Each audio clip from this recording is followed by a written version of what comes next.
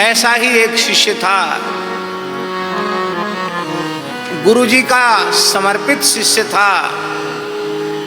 नित्य गुरुजी की पूजा करने के बाद ही जल पीता था। गुरुजी का रोज चरणामृत लेना और गुरुजी की रोज आरती करना, पूजा करना, तभी जल पीना। एक दिन गुरुजी को तो बाहर जाने का अवसर आया। बोले हम तो जा रहे हैं तीर्थ यात्रा में, 1-2 साल लग सकते हैं हमको, और तुम हमारे साथ नहीं चलोगे, तुमको यहीं रहना है, यहीं सेवा करनी है, ठाकुर जी की, संतों की, गौओं की, सबकी सेवा करनी है। उसने ये नहीं कहा महाराज हमेशा सेवा में रहते हैं, अब क्यों नहीं चलेंगे, हमारा भी मन है अयोध्या, चित्रकूट, वाराणसी, प्रयाग, बद्रीनाथ, जगन्नाथपुरी, द्वारिकाधीश, रामेश्वरम, रंगनाथ, हमारी भी तो सब जगह दर्शन की इच्छा है। शिष्य ने यह हठ नहीं किया, जो आज्ञा गुरुदेव। पर गुरुदेव एक प्रार्थना है, आपके सेवक ने एक नियम लिया हुआ है कि आपके दर्शन के बिना, आपकी पूजा के बिना मैं कुछ भी ग्रहण नहीं करूंगा। ये प्रतिज्ञा की हुई, इसका कैसे निर्वाह होगा ये आप कृपा करके बता दें। तो गुरुजी की वाणी से निकला कि गुरु में और गंगा में भेद नहीं है, जो गुरु तत्व है वही गंगा जी हैं। गुरु भी पतित पावन हैं और गंगा भी पतित पावनी। इसलिए गंगा जी को मेरा ही स्वरूप मानकर पूजन करना, तुम्हारा समाधान हो जाए। गंगा जी की आरती पूजा करो, प्रसाद पाओ। अब गुरु जी तो चले गए। अब शिष्य ने विचार किया कि जब गुरुजी ने कह दिया कि गंगा मेरा ही स्वरूप है, तो गंगा जी में स्नान कैसे करें? क्यों, स्नान करने के लिए तो गंगा जी में घुसना पड़ेगा। वो गंगा जी तो गुरुजी का देह है, तो हमारा पैर गुरुजी के शरीर पर पड़ेगा तो बड़ा भारी अपराध हो जाएगा।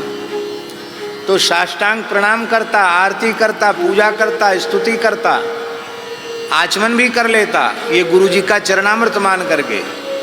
स्नान नहीं करता, स्नान तो कुइया पे कर लेता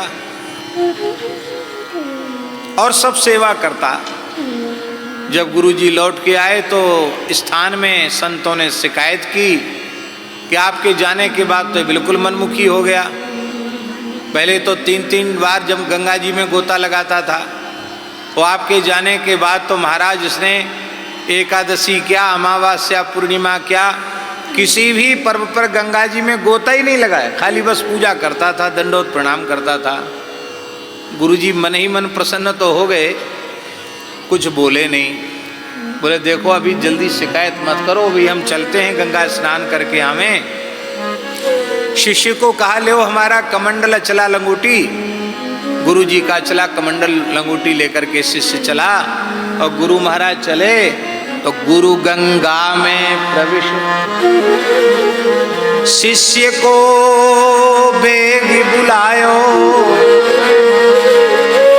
गुरु गंगा में प्रवेश, शिष्य को बेग बुलायो।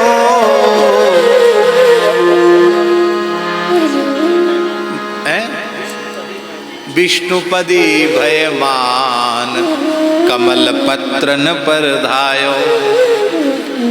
अब गुरुजी खुद खड़े होके गंगा जी में कह रहे हैं कि लाओ हमारा कमंडल, लाओ हमारी लंगोटी।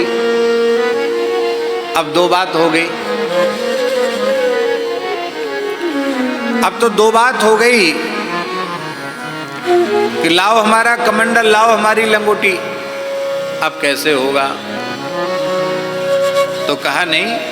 शिष्य ने सोचा कि जिन गुरुजी ने यह बात कही है कि गंगा मेरा ही स्वरूप है, वही गुरुजी गंगा जी में खड़े होकर कह रहे हैं कि मेरा चला लंगोटी लाओ। तो गुरुजी के वचनों की रक्षा, उनकी आज्ञा का पालन उनकी कृपा से ही हो जाएगा, हमें तो आज्ञा पालन करना है। और जैसे ही कमंडल लंगोटी लेकर शिष्य दौड़ा तो गंगा जी डर गई। गंगा जी ने सोचा कहीं शिष्य की निष्ठा प्रभावित हो गई तो मुझे अपराध लग जाएगा। तो गंगा जी ने ऐसे दिव्य बड़े बड़े कमल पुष्प प्रकट कर दिए, और प्रकट होकर गंगा जी ने कहा कि आपकी निष्ठा मेरे जल में पैर रखने की नहीं है, तो आप कमल के पुष्पों पर चढ़ करके मेरे गुरु जी के पास तक आ जाइए। और वो कमल पुष्पों पर चढ़ करके शिष्य वहां तक पहुंच गया। अब जो चुगली करने वाले, शिकायत करने वाले थे, सब लज्जित हो गए। गुरुजी बाहर लौट के आए, आकाश से पुष्पों की वर्षा होने लगी। बोले बेटा, आज से तुम्हारा नाम पाद पद्माचार्य हो गया, क्योंकि पाद पद्म चरण कमल में आपके चरणों के नीचे कमल गंगा जी ने प्रकट कर दिए। अब देखो, सामान्य कमल ऐसा नहीं होता कि कोई मनुष्य उस पर पैर रख के चला जाए, पर वो सामान्य कमल नहीं थे, वो दिव्य कमल थे। उन कमलों पर पैर रख करके और उनके शिष्य गुरु जी तक पहुंच गए। ये दो चरित्र हमने सुनाए। और